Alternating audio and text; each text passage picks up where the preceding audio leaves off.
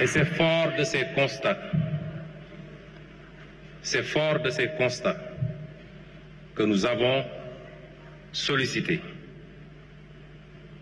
et obtenu l'autorisation du président de la République pour mettre une équipe autour de nous à la primature, regroupant l'essentiel des ministères qui travaillent sur les domaines qui nous intéressaient pour la confection de ce plan de redressement. Je voudrais donc, à cette étape, féliciter les hauts fonctionnaires qui ont travaillé à ce plan. Mesdames et messieurs, le Sénégal regorge d'agents dans la fonction publique de qualité.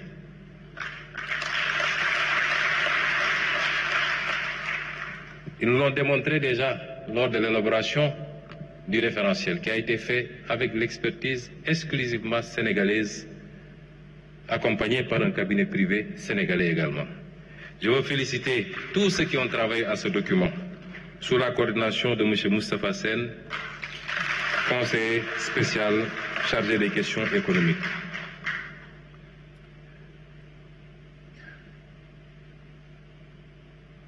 Les chantiers de financement du plan tournent autour de 3. Le premier chantier, c'est la réduction maîtrisée de la dépense publique, du train de vie de l'État. Le second chantier, c'est la mobilisation des ressources domestiques. Et le troisième chantier, c'est le financement endogène complémentaire hors endettement. Pour l'optimisation de la dépense publique, nous avons travaillé d'abord à l'amélioration de la planification stratégique, notamment avec la mise en place des cadres de dépenses à moyen terme, des indicateurs de performance, l'élargissement du scoring matriciel des projets. Pour tous ces éléments, je vous aurais renvoyé à la mise en œuvre de la vision sous la coordination éclairée de M. Amin Lo, ministre d'État chargé de l'agenda, appuyé par le box de M. Birom Oloba. Il y a la digitalisation et l'optimisation également de la commande publique. L'introduction de mécanismes de modernisation de la commande publique, de plateformes digitales, mais également la rénovation des procédures d'exécution budgétaire sur lesquelles M. le ministre des Finances a beaucoup travaillé. Évidemment, pour ce qui est de la commande publique, des aspects importants comme la mise en place d'une centrale d'achat qui nous permettra de regrouper un certain nombre d'opérations, de rationaliser également les acquisitions, est un élément extrêmement important. Et enfin, la réduction de la taille de l'État, où les équipes ont travaillé à la fusion et à la suppression d'un certain nombre de structures, particulièrement des structures des agences d'exécution, mais également pour l'administration classique, un travail de resserrement va être fait. Le second axe, c'est la mobilisation des ressources domestiques. La mobilisation des ressources domestiques vise à aller chercher les niches, d'abord dans le secteur du numérique. Nous avons énormément de niches dans le secteur numérique, qui est le secteur en plein essor, mais qui jusque-là était sous-fiscalisé ou pas du tout fiscalisé dans beaucoup de ces aspects. Dans le tableau que je vais vous présenter tout à l'heure, je reviendrai sur le détail ligne par ligne. Il s'agit de la fiscalisation, par exemple, des jeux de hasard en ligne, comment on appelle ça, du mobile money, des transferts marchands également, et de beaucoup d'autres aspects comme ça, qui n'étaient pas suffisamment fiscalisés ou pas du tout fiscalisés quelque part. Il y a également l'optimisation des revenus du foncier. Chers amis, le foncier est un élément important de patrimoine. qu'il convient de fructifier en évitant le plus possible de céder. On peut l'utiliser comme levier financier et levier des fonds. Le foncier bâti comme le foncier non bâti. On peut l'utiliser également pour permettre l'accès aux droits, aux titres, contre paiement de sommes bien précises, ce qui permettrait à la fois d'engranger des recettes substantielles pour l'État, mais de sécuriser également la possession pour les citoyens. Les amendes et redevances, une longue liste a été établie pour renforcer les amendes et les redevances par rapport à certains types d'infractions, par exemple au code de la route et beaucoup d'autres infractions de ce genre, dont les conséquences sont incalculables en perte de vies humaines et en dégâts matériels. Le recyclage d'actifs, nous avons beaucoup d'actifs qui nous ont coûté extrêmement cher, qui justifient une bonne partie de la dette. Les actifs portuaires, aéroportuaires, autoroutières, ainsi de suite, qu'il convient de recycler, avec l'option pour nous, toujours, de garder la propriété. Nous avons la possibilité de la concession, nous avons la possibilité de l'ouverture du capital, comme nous avons la possibilité de la cession. Nous écartons pour le moment toute possibilité de céder, mais nous pouvons concéder la gestion, particulièrement au secteur privé, et nous souhaitons qu'il soit prioritairement national, avec un partage des gains sur les dividendes. L'exploration du capital investissement également est un élément extrêmement important, corrélé à des préoccupations telles que la finance, l'économie sociale et solidaire et le développement des coopératives, notamment agricoles. La fiscalité environnementale qui, comme vous le savez, a un double objectif, à la fois dissuasif sur la pollution et donc environnementale, mais un objectif également de mobilisation de recettes, ce qu'on appelle la fiscalité verte et la fiscalité bleue sur la pollution et les différentes formes de pollution. Le financement durable, vert bleu, énormément de fonds existent aujourd'hui, qui sont des fonds gratuits souvent, les fonds verts et les fonds bleus. À travers le monde, le Sénégal est parti à un certain nombre de conventions, notamment sur la transition écologique juste, qui peuvent aujourd'hui venir abonder également cet effort. Et enfin, la rationalisation des différentes subventions.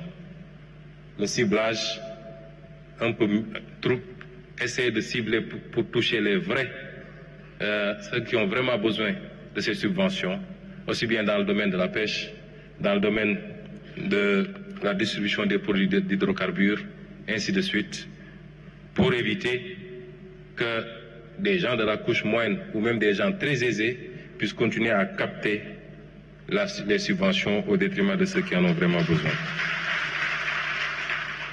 Et enfin, les troisièmes sources de financement, c'est le financement endogène et les ressources complémentaires. Je veux citer ici l'appel public à l'épargne dont nous usons de plus en plus pour mobiliser des ressources sur le marché intérieur en monnaie locale, parce que l'un des problèmes de notre dette aussi, c'est que nous empruntons à monnaie étrangère alors qu'on doit rembourser en monnaie locale. Ça pose un problème sérieux et aujourd'hui, il faut dépasser, de plus en plus recourir à d'autres modèles qui nous permettent de mobiliser des fonds sur le marché local, de financer notre dette en monnaie locale, et la dette en monnaie étrangère doit cibler au maximum possible des activités qui génèrent des revenus en devises, notamment l'exploitation des hydrocarbures, du pétrole et du gaz ou le secteur minier. La promotion d'un secteur bancaire national fort, c'est-à-dire un secteur bancaire à capitaux majoritairement publics. Les débats sont encore en cours sur la nécessité ou non de fusionner un certain nombre d'instruments que nous avons, le fonds 6, le fonds GIP, un certain nombre d'autres banques, la banque agricole, ainsi de suite, pour, à l'image d'un certain nombre de modèles, avoir un instrument de financement de l'économie et du développement fort et structuré. C'est des débats qui seront tranchés par Son Excellence le Président de la République. Des missions de benchmarking seront envoyées très bientôt pour nous approprier les expériences vécues ailleurs. La finance islamique qui est un levier important, notamment par le soukouk, qui est une forme d'emprunt obligataire mais respectant un certain nombre de normes. Le Sénégal en a déjà usé pour la réflexion du building administratif et du ministère de l'Intérieur des Finances, si je ne m'abuse. C'est des leviers qui permettent de lever des financements sains, comme le recours au mécanisme du WACF et beaucoup d'autres mécanismes de financement islamique. La renégociation des contrats stratégiques. Un travail est en train d'être fait. Et vous me permettrez de féliciter également à ce niveau l'équipe qui y travaille, le comité de lecture, dirigé par le conseil spécial El Hadji Ibrahima Diop, qui a déjà renégocié beaucoup de contrats et de conventions. Je me rappelle, lors de nos écrits, quand on était dans l'opposition, nous nous référions aux statistiques de l'OCDE, qui chiffrait à peu près les surfacturations dans les marchés publics, dans les pays à économie avancée, comme on dit, à peu près 11%. Pour le travail que nous avons commencé à faire, qui touche peut-être principalement le secteur des BTP, un peu l'énergie, un peu la santé, etc., le constat c'est que nous sommes déjà à 18% de surfacturation sur les marchés publics. Et les gains qu'on ferait, rien qu'en assainissant ce volume dans le budget d'investissement, nous permettrait d'engranger des profits significatifs.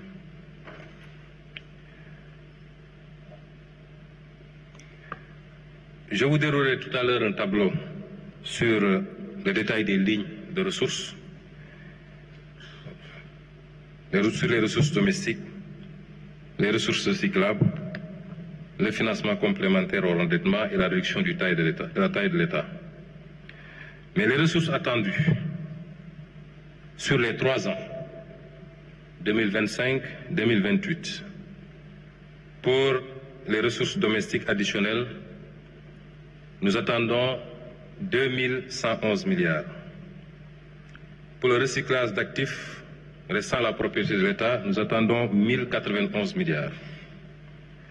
Pour les économies sur la réduction de la taille de l'État, nous attendons 50 milliards. Pour le moment, j'y reviendrai parce que nous avons un tableau assez long d'une 50aine de mesures qui sont encore en cours d'évaluation. Et l'essentiel de ces mesures porte sur la taille de l'État. Et enfin, sur le financement endogène complémentaire hors endettement, nous attendons 1352 milliards. Le tout nous permet de nous projeter sur 4605 milliards pour le moment, en attendant les autres mesures à évaluer, qui sont des mesures très importantes et qui, selon mes estimations, nous permettront d'ajouter peut-être 2000 à 2600 milliards à ce tableau. Et l'injection de ces ressources doit générer à peu près 1062 milliards de recettes fiscales, ce qui sera réparti sur les 3 années. La première année, 274 milliards, la deuxième, 444 milliards et la troisième année, 344 milliards. Ce qui nous donne un total de ressources projetées de 5667 milliards provisoirement.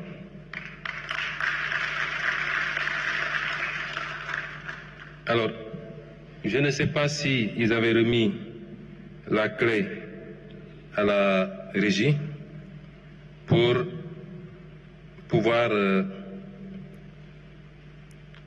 vous projeter le tableau détaillé que je vais commenter maintenant.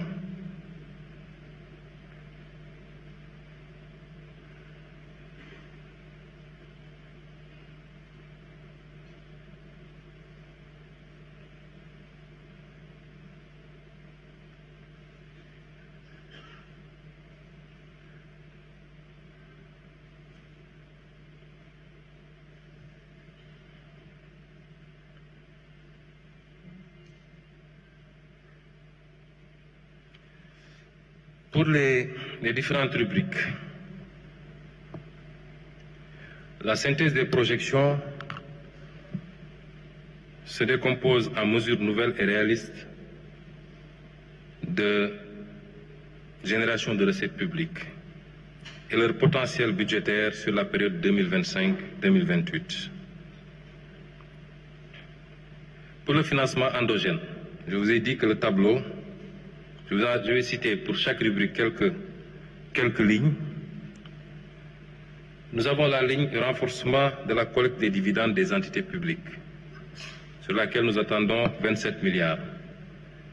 Le Sénégal, en tout cas l'État, a été assez négligent dans le suivi de son portefeuille et de la collecte des dividendes dans toutes ses participations. Dans le secteur minier, par exemple, où on a minimum 10%, 15%, 20% de participation souvent, et dans beaucoup d'autres secteurs, comme le secteur portuaire, nous pensons qu'une action générera ce montant. Pour la renégociation des contrats stratégiques, nous nous projetons sur 884 milliards. Un travail consistant à corriger les déséquilibres constatés dans les conventions minières, pétrolières et industrielles, telles que les cimenteries, notamment en matière de redevances de fiscalité et de production déclarée. Elle inclut également le recouvrement des amendes issues des audits métrologiques et fiscaux. Pour la mobilisation de l'épargne nationale et de la diaspora, l'objectif c'est de capter les flux d'épargne disponibles sur le territoire national et auprès de la diaspora à travers la création de véhicules d'investissement. Il ne s'agit pas de dire aux gens de donner leur argent de manière philanthropique, mais de les intéresser à un certain nombre de projets structurants sur lesquels ils peuvent investir avec retour d'investissement. Nous nous projetons sur 135 milliards.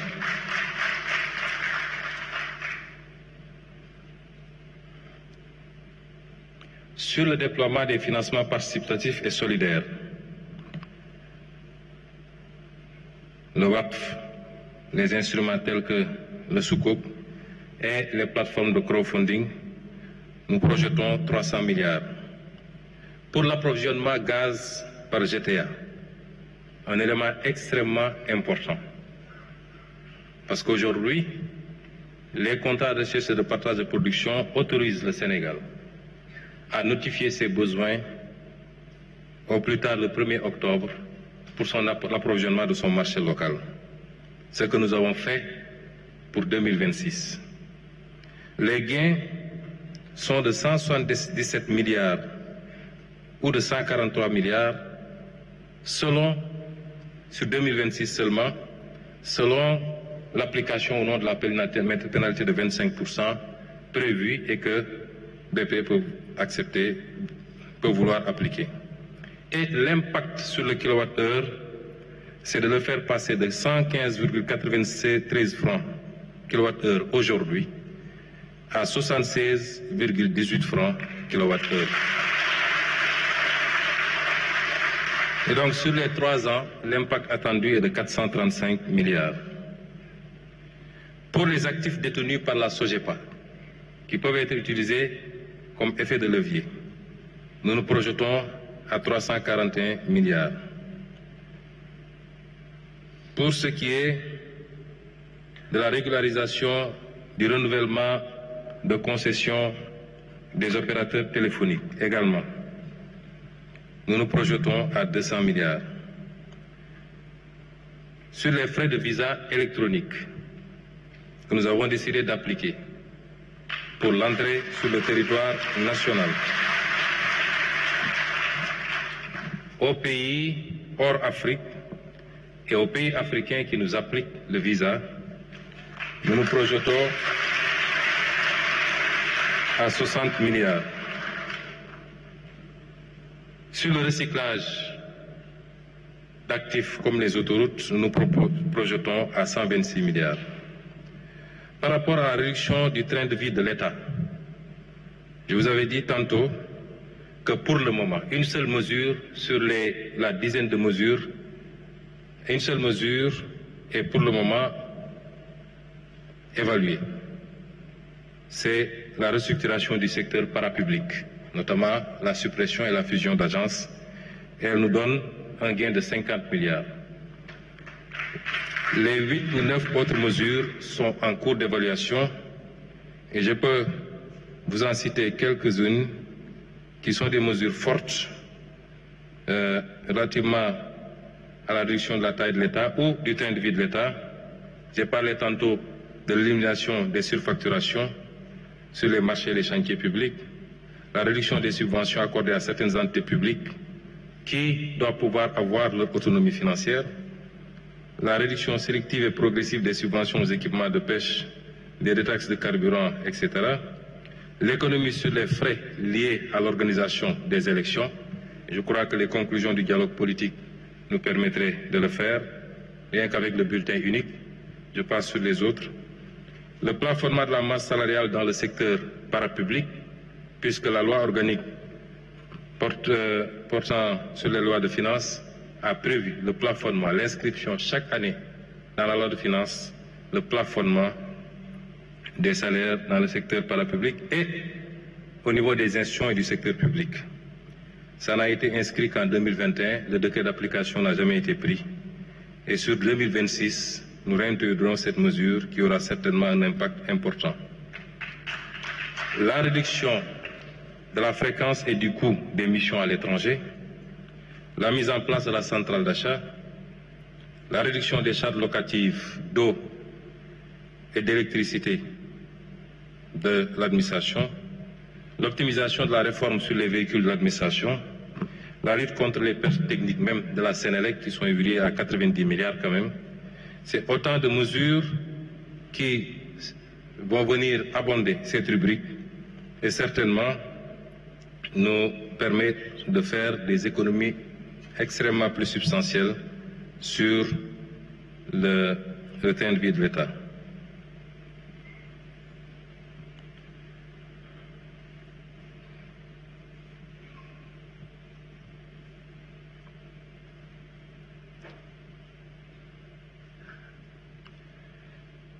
Donc après ce volet, sur le recyclage des actifs, nous nous projetons à 1519 milliards. J'ai parlé des actifs détenus par CGA, par SOGEPA. La possibilité d'une cession partielle du site de l'ancienne base militaire française de Rufisque, si le président de la République l'autorise, ce qui ne semble pas être le cas pour le moment, avec un veto fort des forces armées. Sur la zone économique de Diass, où un modèle d'aménagement et de mise en location ou de cession partielle peut être envisagé, où nous escomptons 215 milliards. La régularisation de conventions de concession des opérateurs, j'en ai parlé, et le site de Dantec où il y a encore 3 hectares que le Francis envisage de gérer pour générer 126 milliards. Pas en termes de cession, une fois de plus. Pour la mobilisation des ressources domestiques, nous envisageons avec la mise en concession ou vente partielle de terrains viabilisés des zones à fort potentiel économique. Je veux dire ici, pour les besoins sociaux à des Sénégalais de toutes les couches, mais particulièrement des couches les moins favorisées, mais également pour les besoins du tourisme, où la SAPCO et ses agences dans l'aménagement de sites dans la Petite Côte, Mbodienne et autres, dans le sud à Béné, etc. Et pour les programmes immobiliers et logistiques. L'évaluation de l'assiette et des droits additionnels nous projette sur 80 milliards. Pour les redevances audiovisuelles, le ministre a commencé déjà un travail important, M. Aliou Sall, ministre des Télécommunications. Il s'agit ici d'aller au-delà de ce qu'il a commencé et de fiscaliser tout ce qui est publicité en ligne, les vidéos sur demande, notamment les plateformes de Netflix et autres, les services numériques. On se projette à 16 milliards. Le e-commerce, les revenus d'influenceurs qui, quelquefois, encaisse beaucoup d'argent.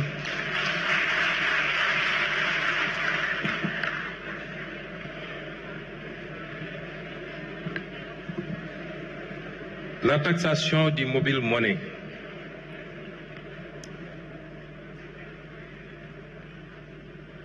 La taxation du mobile money qui existe déjà, mais qui se fait sur des bases très faibles. Nous avons beaucoup travaillé ces derniers jours avec la Direction générale des impôts, le ministère des Finances, le ministère des Télécommunications, pour aboutir à des bases beaucoup plus saines, sans pour autant que ça constitue un surenchérissement perceptible du coût des transferts, et l'État compte engranger 130 milliards sur les 3 ans. La taxation des transactions marchandes, où nous projetons sur 90 milliards, les transactions marchandes du mobile money. La taxation des jeux de hasard, notamment le pari en ligne et les casinos en ligne. Les jeux de hasard, le jeu en ligne aujourd'hui constitue 80% du jeu de hasard. Il nous faut aller chercher les 20% qui restent. Mais nous avons choisi, puisque dans ce secteur, les bookmakers étaient taxés, la LONASE est taxée, mais les parieurs ne sont pas taxés. Taxation du gain, 75% des mises constituent un gain que partagent des parieurs, mais également nous envisageons un modèle de taxation même de la mise, parce qu'au-delà de la mobilisation de recettes, nous avons l'obligation en tant qu'État de protéger, surtout les petits parieurs, contre eux-mêmes et contre l'addiction au jeu. L'augmentation du taux de la taxe sur le tabac, c'est le même principe que nous envisageons d'amener au plafond UEMOA qui est de 100%. Aujourd'hui, nous taxons à 70%. Et je crois que la fumée peut rapporter 100 milliards.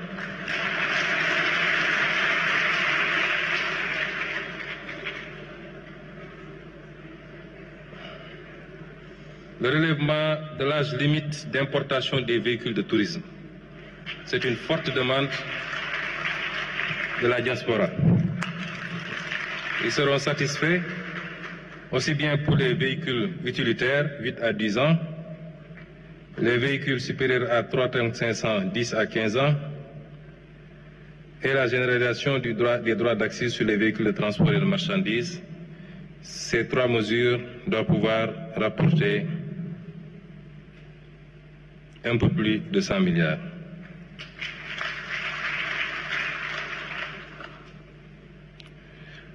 La réactivation des droits à l'importation pour les téléphones portables, qui avait été suspendue avec la redevance RUTEL, mais tout le monde convient, les autorités douanières, le ministère de l'économie et des finances, qu'il est temps de remettre en place cette taxation, et les projections sont à 200 milliards. Je voudrais dire que tous les chiffres que nous vous avançons ici sont des chiffres minorés. J'ai demandé à l'équipe de prendre les options les plus minimalistes possibles pour nous aménager une marge d'erreur substantielle.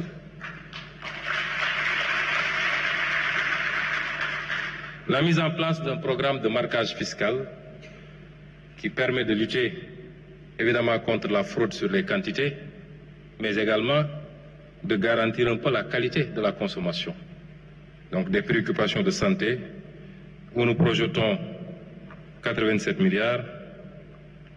La réactivation du droit de sortie sur les exportations d'arachide et de la noix de cajou, 27 milliards et 15 milliards. Ici, c'est à la fois des soucis de collecte, mais également de protection de notre secteur industriel pour l'arachide, mais l'incitation également à la transformation locale. Et c'est là où nous attendons le secteur privé national. La modification de 10% des barèmes de loyer sur le domaine de l'État. L'État donne des baux, mais nous constatons que les taux contenus dans les barèmes sont extrêmement faibles et n'ont pas été révisés depuis 2011, si ma mémoire ne fourche pas. C'est des mesures qu'il faut, pas seulement sur le barème des loyers, mais également sur le barème des cessions définitives. Si l'État veut acheter un terrain d'un particulier, il l'achète au prix du marché. Mais si l'État vend un particulier, il vend 10 fois, 20 fois, 30 fois moins cher parce qu'il vend selon un barème, puisque l'État n'est pas censé faire des profits sur le foncier. Mais cet État-ci, qui a hérité d'un déficit de 119% et d'un déficit de 12%, est censé faire de l'argent. La régularisation massive des terres du domaine national. Nous avons travaillé avec M. Dia sur la possibilité de faire évoluer le PROCACEF, qui est un programme qui permet de régulariser les propriétaires allégués de terrain, particulièrement en zone rurale, mais ça se faisait presque gratuitement, mais on ne délivrait pas de droits ou de titres.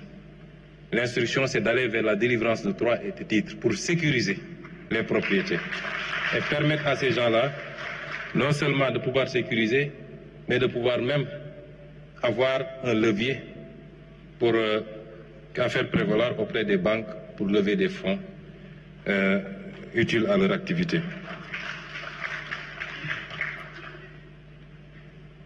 Donc, la mise en concession de terrains viabilisés dans des zones à fort potentiel économique. Et enfin, l'introduction d'une fiscalité verte et bleue par l'instauration d'une taxe carbone, d'une surtaxe sur les véhicules anciens à forte émission de CO2, ainsi qu'une éco-contribution sur certains produits importés, où nous escomptons 306 milliards. Ça, c'est les recettes fiscales attendues de l'injonction des ressources. Ça, c'est les ressources du moins, et les recettes fiscales attendues, je vous l'ai dit, c'est 1062 milliards. Et au total, l'ensemble des ressources s'élèveront à 5667 milliards provisoirement, en attendant de continuer l'évaluation des autres mesures qui sont tout aussi importantes. Parmi ces mesures, je peux vous en citer quelques-unes qui sont des leviers importants. Il y a le recours aux ressources longues qui nous permettra de lever des fonds en monnaie locale. C'est le cas des fonds de pension, les consignations, le capital assurance. L'objectif ici, c'est de remplacer la dette par l'equity et d'avoir plus de marge, puisque c'est des ressources longues. La révision du mode d'indexation de la prime fixe sur l'électricité, l'imposition d'une amende forfaitaire aux propriétaires d'immeubles n'ayant pas respecté la réglementation en matière de construction, notamment les ascenseurs, les parkings et autres, l'application effective des taxes sur les nouvelles conventions de pré-projet, puisque les montants sont libellés tout le temps en TTC. Je vous ai cité tout à l'heure les mesures pour le train de vie de l'État. Je les saute donc. Je vais sauter, je vous donne quelques échantillons.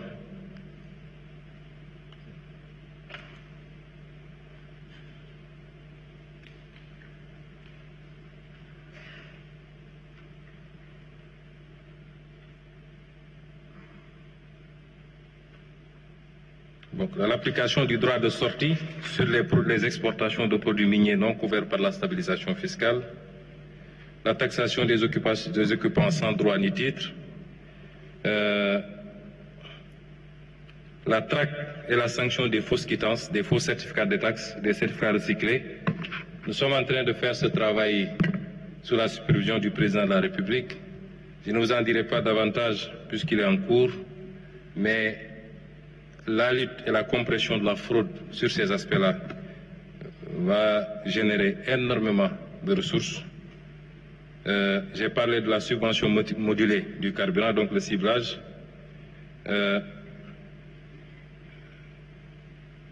Et j'en passe et j'en passe. Il y a à peu près 37 mesures qui sont encore en cours d'évaluation et sur lesquelles nous comptons encore engranger pour dépasser largement les prévisions.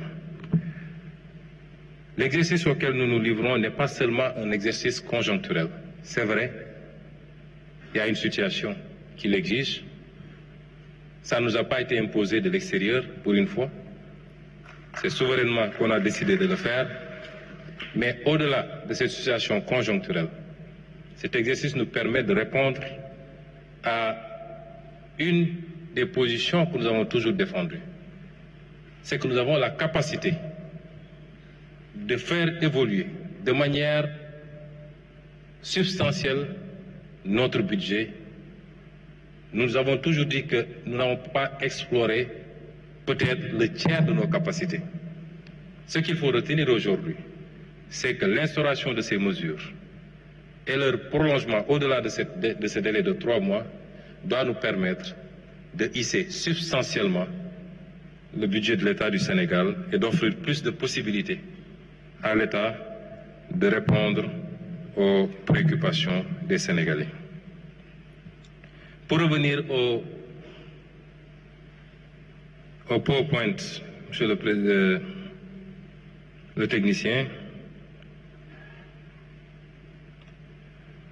je voudrais parler maintenant des axes du plan de redressement. Le plan de redressement vise à mobiliser ces ressources, mais pourquoi faire? Orienter vers quoi? Nos objectifs, c'est d'abord les services sociaux de base qui bénéficieront d'un financement plus conséquent. Le premier axe, donc, c'est l'appui aux ménages. Dans l'appui aux ménages, nous avons une offre plus importante, mieux orientée, de biens et services sociaux. Je vais parler des services liés à la santé, à l'éducation, à l'enseignement supérieur, au logement social décent, à l'accès à l'électricité et à l'eau, particulièrement dans le monde rural. C'est également l'obtention des titres de propriété facilités pour sécuriser les ménages. Et c'est les aides aux ménages pauvres, notamment la bourse de sécurité familiale, qui sera renforcée. C'est également une des préoccupations essentielles du président de la République et de mon gouvernement, c'est continuer à rendre le coût de la vie abordable pour nos concitoyens. Par l'approvisionnement, un meilleur approvisionnement du marché et éventuellement une baisse des prix des denrées. Et évidemment, la création massive d'emplois par l'abondement des fonds destinés au financement, particulièrement des jeunes et des femmes, pour l'employabilité et l'emploi. Toujours pour l'appui aux ménages, j'ai cité tantôt le cas des bourses de sécurité, et un meilleur ciblage, évidemment. Quand on dit cibler les subventions, certains proposent souvent de supprimer carrément les subventions et de faire des transferts cash qui profitent à partir du fichier RNU, qui nous permet de connaître les ménages considérés comme pauvres, de pouvoir les cibler directement par des cash transferts. Et enfin, penser sérieusement à la gratuité de certains services de base, par exemple, pourquoi pas les médicaments génériques qu'on pourrait éventuellement rendre gratuits, mais c'est en réflexion. Pour le second point, c'est le soutien au secteur privé national et la libération des énergies créatives. L'accès au foncier revient parce qu'entreprendre nécessite, pour la plupart du temps, de pouvoir accéder au foncier. Des mécanismes simplifiés et accélérés pour permettre à ce secteur privé d'accéder au foncier. L'amélioration de l'accès à l'électricité, j'en ai parlé tantôt. L'un des éléments de compétitivité industrielle particulièrement, c'est le coût de l'énergie. Nous ne pouvons pas continuer à être à plus de 110% du coût de l'énergie et vouloir compétir avec des pays qui sont à 12 francs. Si je prends le cas du Qatar, mais qui a suffisamment de gaz pour le faire, ou 60 francs si je prends le cas de la Chine. Il faut aujourd'hui que nous travaillions à baisser substantiellement le coût de l'énergie, mais également l'accès aux autres sources d'énergie pour le secteur privé particulièrement, les énergies renouvelables, le solaire singulièrement. Le paiement de la dette due au secteur privé. Après finalisation de l'audit de cette dette, l'engagement que prend le gouvernement, c'est de payer intégralement cette dette pour permettre à ce secteur privé. Certains nous disent qu'il faut vous assurer que les dettes que vous allez payer, les montants qui seront reçus soient réinjectés dans l'économie. Nous ne pouvons pas le garantir ou l'exiger, mais je suppose que pour un investisseur, la logique voudrait que s'il reçoit des paiements par rapport à une dette, qu'il les réinjecte dans l'outil de production pour pouvoir être plus productif et participer à la construction de notre développement.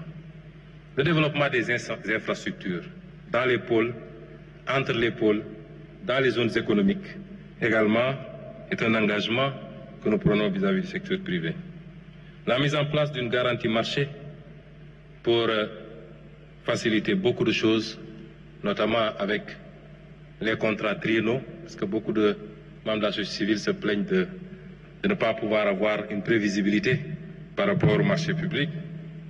La réforme du climat des affaires, chantier que nous avons déjà initié avec la réforme du Code des investissements qui est en cours, du Code général des impôts, du Code des douanes, du Code minier, et j'en passe, avec l'objectif de réformer le climat des affaires, mais tout en sauvegardant les intérêts de l'État. La facilitation de l'accès aux intrants également, particulièrement pour le secteur primaire, est un engagement. Et enfin, l'accompagnement à la formalisation avec les guichets uniques et beaucoup d'autres outils qui permettraient d'accompagner une bonne partie de l'informel vers la formalisation. L'autre élément, c'est le développement des secteurs prioritaires, l'agriculture, la pêche et l'élevage. Je ne ferai que les citer parce que je vous en renverrai au document Vision. Au début de mon exposé, je crois que j'ai sauté un slide pour vous dire que ce que nous faisons ne tombe pas du ciel. Nous avions d'abord le document Vision, nous avons ensuite le master plan décennal 2024-2034, nous avons la stratégie nationale de développement, qui est une stratégie quinquennale, nous avons même le document de programmation budgétaire et économique pluriannuel. J'aurais même pu citer la déclaration de politique générale. Mais ceci participe de ce premier point qu'on a appelé le redressement. Mais si vous vous rabattez sur le document Vision qui sera publié la semaine prochaine, Monsieur le ministre d'État, aujourd'hui, Monsieur le Président de la République me dit que ce sera publié aujourd'hui, ce document, tout ce que je vais développer ici et dans ce document, les offres et les projections sur les secteurs de l'agriculture, de la pêche et de l'élevage, la filière viande et lait, les industries légères, parce que dans le phasage, nous considérons qu'aucun pays ne s'est levé pour aller tout de suite vers les industries lourdes. Il faut pouvoir faire un ciblage, y aller méthodiquement. Donc, le fer, la métallurgie et la sidérurgie, où nous avons des offres concrètes, même si ça semble être des secteurs assez lourds. Et c'est pourquoi le pari de l'énergie est important. Une fois de plus, c'est la mère des batailles. Le logement social, pas ici sous le volet social, mais c'est des entreprises qui viendront faire des offres. L'agro-industrie, le tourisme, les BTP, le numérique, l'industrie pharmaceutique, chimique légère, l'industrie culturelle et créative, le textile habillement, les matériaux de construction et l'agro-industrie. Quels sont maintenant les impacts attendus? D'abord, sur le plan social, l'application de ce plan, combinée à toutes les autres initiatives, parce que ce que je vous ai montré ici, n'a rien à voir avec les différentes réformes, par exemple les différents codes, même si, de manière anticipative, certains points validés ici devraient être pris en compte. Mais nous allons anticiper parce que dès les prochaines semaines, nous présenterons à l'Assemblée nationale un paquet de réformes qui doit accompagner la mise en œuvre de ce plan. L'amélioration de la situation sociale des ménages en milieu rural et urbain, la facilitation de l'accès aux services sociaux de base, l'adoption de nouvelles mesures de baisse des prix de denrées, le renforcement du socle de protection sociale, la promotion de l'entrepreneuriat pour les jeunes et les femmes. Je pense que je peux passer sur ces slides puisque j'ai déjà détaillé ces aspects plus haut. Et enfin, les impacts budgétaires attendus. C'est que ces ressources que nous voulons mobiliser conforteront la position de l'État par rapport à nos ambitions de souveraineté. Je le rappelle encore, il ne faut pas qu'on fasse des confusions. La souveraineté ne veut pas dire l'autarcie. Vous entendez des gens qui vous disent oui, ils parlent de souveraineté, pourtant ils empruntent. Ce n'est pas ça la souveraineté. La souveraineté, c'est avoir le choix dans les schémas que vous mettez en place, qu'on ne vous impose pas des modèles.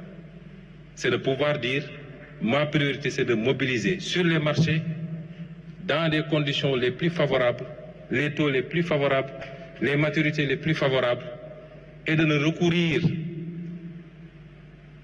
au multilatéral et notamment au FMI qu'en dernier ressort parce que je n'aurai pas d'autre solution. C'est le contraire de ce qu'on fait actuellement. C'est ça la souveraineté. Mais ce qui vous permet d'être à l'aise sur ça, c'est votre capacité à mobiliser des ressources endogènes, à assainir votre cadre macroéconomique. Et c'est ce travail qui va nous permettre effectivement de conforter la position de l'État. C'est le respect de nos engagements internationaux qui seront plus facilités. C'est la contribution.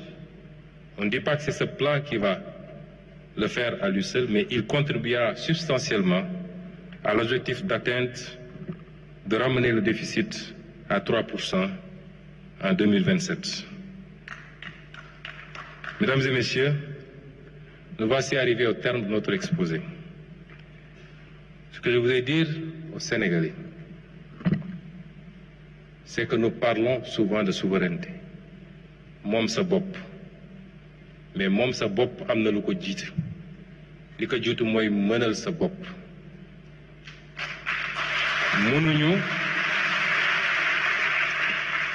Mënuñu 65 ans après les indépendances jël suñu avenir yépp wéer ko ci liy jóge bitim réew moo xam dañ ñu koy labal ci anam yoo xam ne métti na ci ñun suñuy sëtaat di daw wala dañuy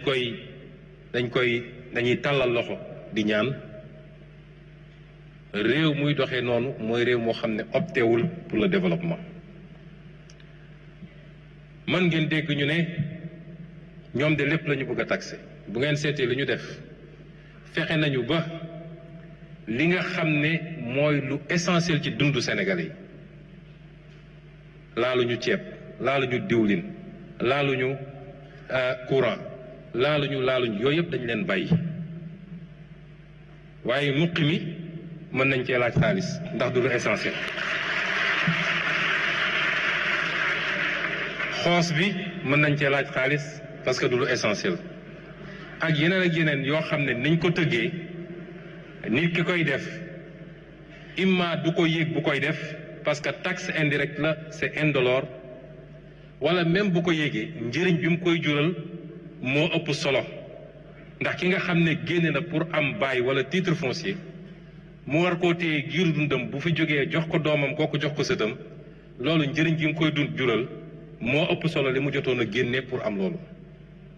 kon fexe nañu ba dugal ci yërmande waaye faw effort am réew du tabaxu ci kenn ku ne di xaar moroomam def wala ñu jàpp ni président Bassirou Diomaye Faye mooy ubbi benn robinet njaga ñaaw milliards yi génn loolu mënul ne kenn ku ne ci ñun war na am lu mu ñaq effort la bu ñu laaj sur une période ñaari at ak genn wàll bu ñu askan wi toppee ci li ñu wax fi la Sénégal di tegu ci yoon ba faw ndax erreur yi ñu defoon démb dootul am ci Sénégal.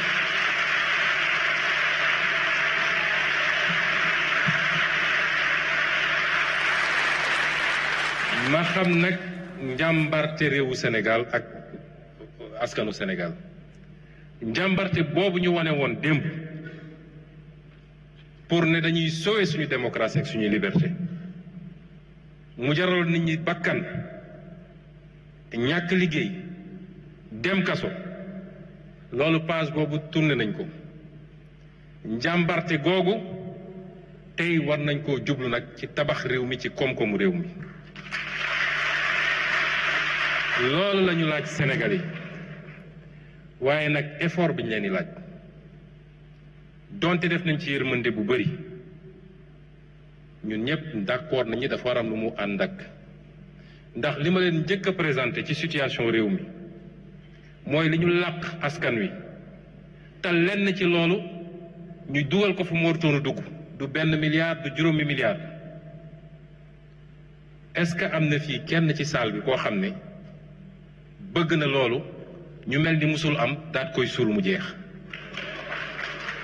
est-ce que am na kenn ci askan wi en tout cas gëm naa ne boo jëlee téeméer ci askan wi juróom-ñeent fukk yi la ñu bëgg mooy non seulement ñu leeral ko mais ku ci laale la yow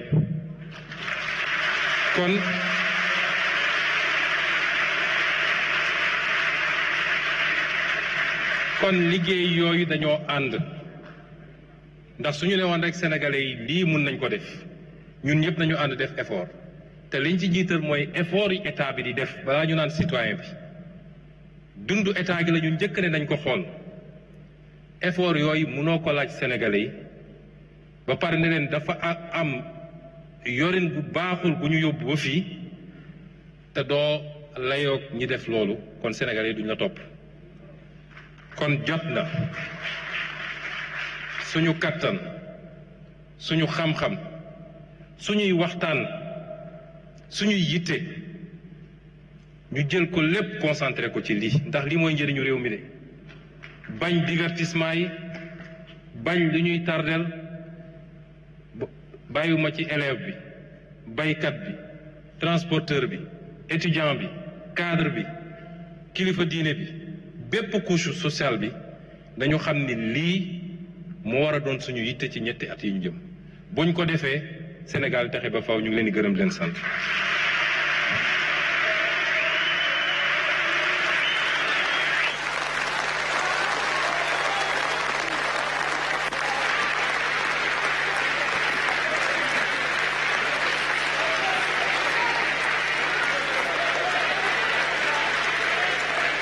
Merci.